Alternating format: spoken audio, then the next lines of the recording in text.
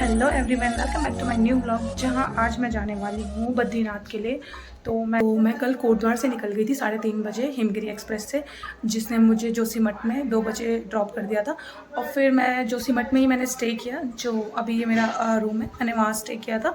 और उसके बाद मैं आज बद्रीनाथ के लिए निकल रही हूँ। कपाट कल खुलने वाले, तो मैं आज जा रही हूँ बद्रीनाथ के लिए। और मैं आपको दिखा देती हूँ रूम के बाहर का व्यू कितना प्यारा आ रहा है। इस टाइम पे ये जो रूम होते हैं, ये थोड़ा अभी मुझे जो मिला है 500 की रेंज में मिला है, क्योंकि इस टाइम पे अभी जो है कपाट खुलने का टाइम नहीं था, तो कपाट खुलने से पहले मैंने रूम बुक कर लिया। अदरवाइज़ अभी इस रूम के प्राइजेस 1000 अप्रॉक्सीमेटली पहुंच जाएंगे, क्योंकि जैसे मैंने उनको बोला कि सर मुझे नेक्स्ट डे के लिए भी बुकिंग चाहिए 9 तारीख के लिए, तो उन्होंने कहा कि नहीं अभी आपको नहीं मिल पाएगी, क्योंकि इसके बाद रेट बढ़ने वाले हैं। तो अभी आपको 500 में दे दिया, उसके बाद हम आपको 500 में दे पाएंगे। तो इस टाइम पे थोड़ा टूरिस्ट बहुत ज़्यादा आ रहे हैं, जैसे आपने केदारनाथ में भी दिखा होगा काफ़ी सारा क्राउड आ रहा है। तो सेम बद्रीनाथ में भी इतना ही क्राउड आने वाला है, तो यहाँ महंगाई बहुत बढ़ने वाली है।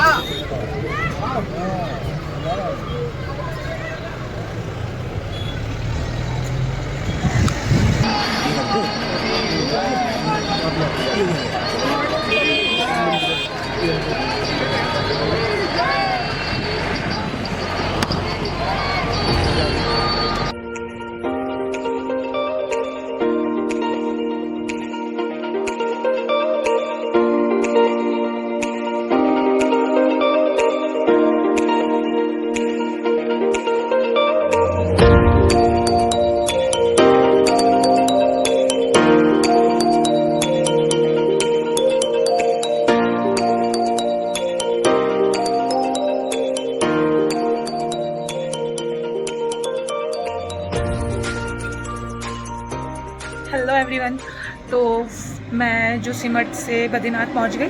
तो बद्रीनाथ से जोशीमठ आने में मुझे अप्रोक्सीमेटली 2-2.5 घंटे लग गए थे। वैसे तो 58 किलोमीटर है, बट थोड़ा रास्ता कंस्ट्रक्शन वर्क चल रहा था तो उस वजह से थोड़ा टाइम लग जाता है। और जोशीमठ से बद्रीनाथ के लिए शेयर टैक्सी चलती है, तो उनका जो चार्जेस होता है वो 150 रुपीज़ वन साइड होता है। और वहाँ से उन्होंने मुझे मैं 9:30 बजे बैठ गई थी शेयर टैक्सी में, और मेरे को 11 बजे उन्होंने जो बद्रीनाथ में ड्रॉप कर दिया था। और वहाँ मैंने एक GMV का जो गेस्ट हाउस है वहाँ अपना डॉर्मेट्री बुक किया, और जो मैं आपको दिखा देती हूँ डॉर्मेट्री। तो ये डॉर्मेट्री मुझे जो पड़ा है वो पड़ा है 400 रुपीज़ वन बेड। तो मैंने 2 दिन के लिए यहाँ पे डॉर्मेट्री बुक की है, क्योंकि यहाँ पे के जो होटल हैं वो बहुत महंगे हो चुके हैं, क्योंकि एक्चुअली ये पीक सीज़न है और कल कपाट खुलने वाले हैं, और ऑलरेडी लोगों ने पहले से प्री बुक कर रखे थे होटल्स। तो बहुत ज़्यादा ही कॉस्ट हो चुकी है होटल की। मतलब एक बेसिक सा जो रूम होता है, जो ऑफ सीज़न में आपको 500-600 रुपये में मिल जाता है, उसी रूम की प्राइस यहाँ पे 1500 से 2000 के बीच में हो रखी है। लकीली आपको 1000-1500 तक का कोई रूम मिल जाएगा, बट बहुत ढूंढना पड़ेगा, मतलब बहुत ही ज़्यादा ढूंढना पड़ेगा और मुश्किल ही हो पाएगा, क्योंकि इस टाइम पे बहुत पीक सीज़न है। तो उस टाइम पे डॉर्मेट्री भी फुल है, एक्चुअली डॉर्मेट्री भी फुल है। और मेरी एक्चुअली मैंने किसी से नंबर लिया था जो यहाँ पे मैनेजर है, तो मैंने उनसे बात की थी कल कि सर मैं अकेले आ रही हूँ, तो मेरे को एक बेड चाहिए, तो आप प्लीज़ प्रोवाइड करा दोगे। तो उन्होंने कहा था कि ठीक है आपके लिए एडजस्ट कर लेंगे, बट अगर आपको डॉर्मेट्री बुक करनी है तो GMV की जो वेबसाइट होती है आप वहाँ पर जाके ऑनलाइन बुकिंग कर सकते हो डॉर्मेट्री की। इसका जो इस GMV की जो ये GMV है, इस GMV का नाम है 500 बेड करके, यात्रा निवास 500 बेड। तो आप कर सकते हो। मे बी अगर आप डायरेक्ट आ जाओ तो आपको बेड मिल जाए, पॉसिबिलिटी है कि मिल जाएगा, बट अगर आप एडवांस बुकिंग कर सकते हो तो आप एडवांस बुक कर लो, ताकि आपको सिक्योर रहे कि आपके पास यहाँ पे रूम है। और रूम की भी, बेड की कंडीशन भी बहुत अच्छी है, मैं आपको दिखा देती हूँ। ये कुछ बेड हैं जो ये लोग प्रोवाइड करा रहे हैं, काफ़ी क्लीन है सारे के सारे। बेड शीट, बेड, ये जो कवर्ड होते हैं, ये एक कवर्ड एक बेड की, एक कवर्ड एक बेड के लिए। तो आप इसे अपना लॉक कर सकते हैं, और की आपको अपनी लानी होती है, लॉक और की आपको अपना होता है। तो इस डॉर्मेट्री का जो चार्जेस हैं वो 400 रुपीज़ पर बेड है। GMV की सारी जो जितनी भी वेबसाइट, जितने भी GMV के जो गेस्ट हाउस हैं जहाँ पे भी हैं, जैसे केदारनाथ हो गया, बद्रीनाथ हो गया, और भी जहाँ पे भी, वहाँ पे सब जगह आपको डॉर्मेट्री मिल जाएंगे।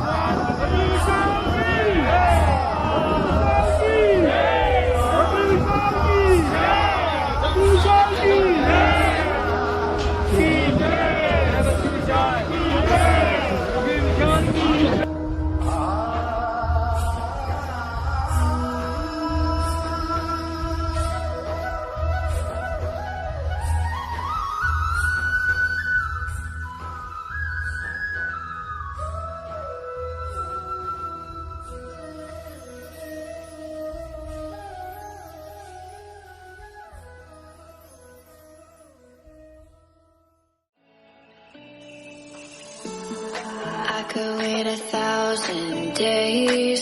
You never wait for me. You never wait for me. Even when I ran away, you're all that I could see.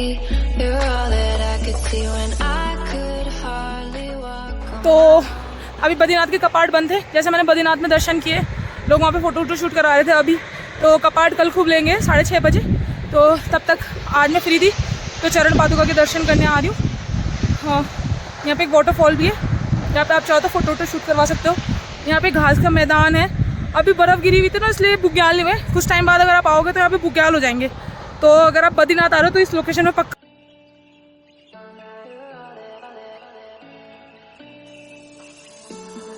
I could wait 1,000 days. You never wait for me. You never wait for me. Even when I ran away, you're all that I could see. You're all that I could see. When I could hardly walk on my own, I had to lift myself out of the trench below.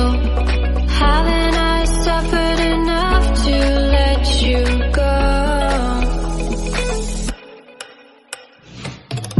You're all that you, I had you gone. I'm right. You're all that you, you're all that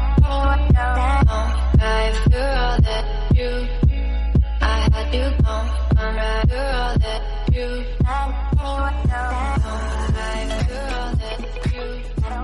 I had you gone. I'm right. You're all that you. कहने का मतलब क्या होता है? बर्फ गिर जाता है ना 6 महीने बाद, हाँ। तब फिर आप आओगे तो दोबारा उसका पत्थर वैसे कैसे रहेगा आपका। और वो मंदिर का जो आप बता रहे थे वो कौन सा मंदिर है? अरे हमने अगली बार बनाया था ना मिट्टी का 2 साल पहले। ये मंदिर बनाया था आपने? ये वाला। अच्छा, तब से अब तक ऐसे कैसे ही है। ऐसे का ऐसे ही है? अरे वाह। कुछ भी नहीं हो रहा है। और जाके पैर लूज टूट जाते कभी कभी 3 में बर्फ गिरता है तो। अच्छा, 3 में बर्फ गिरता है, लॉज टूट जाते, लेकिन ये पत्थर नहीं गिरते। इतनी श्रद्धा है यहाँ। फाइनली इतना स्ट्रगल करके, मुझे पता नहीं था कि इतना ऊपर है ये चरण पादुका। तो इतना ऊपर आके हम चरण पादुका आए गए। बद्रीनाथ मंदिर से 1.5-2 किलोमीटर तक वॉक करना पड़ेगा, लेकिन लिटरली बताती हूँ लोकेशन वर्थ इट है आपकी। अगर आप बद्रीनाथ आते ना तो चरण पादुका पे ज़रूर आइएगा, क्योंकि यहाँ पे आने के बाद ना आप प्रकृति की गोद में ही खो जाएंगे। इतने प्यारे व्यू आ रहे हैं।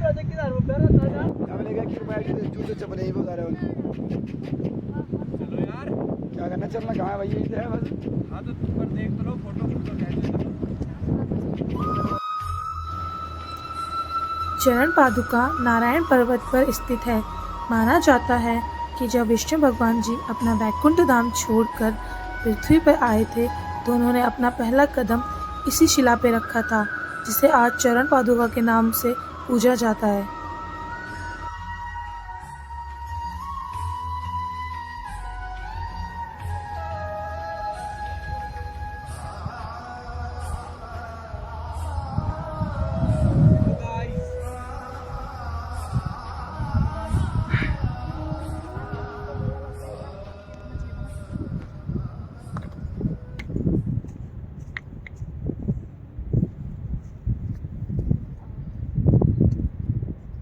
गिर जाएगा, ये गंदा है।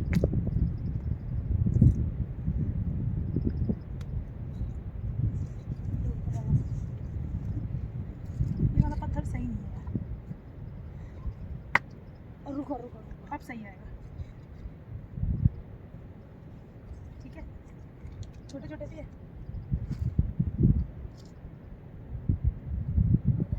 सही है। अब ये हैवी रहेगा। अगले साल